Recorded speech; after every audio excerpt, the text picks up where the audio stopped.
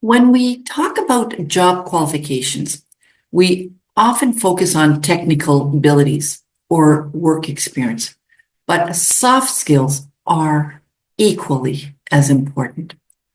Now, as I talked about in the earlier video, soft skills are the personal and interpersonal qualities that influence how you interact with others, how you handle challenges, and how you perform in a work environment.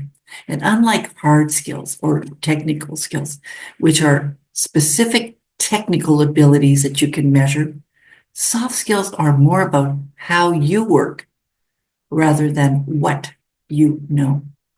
And some of the most valuable soft skills include communication, which helps you express ideas clearly and listen effectively. Teamwork, which allows you to collaborate well with colleagues, and adaptability, which is super important when it comes to handling changes in the workplace. Now, other soft skills include problem solving and leadership and time management and emotional intelligence and resilience. Employers value these soft skills because they indicate how well you'll fit into their company culture, how well you'll manage responsibilities, and how you will contribute to the team's success and, of course, the overall company's success as well.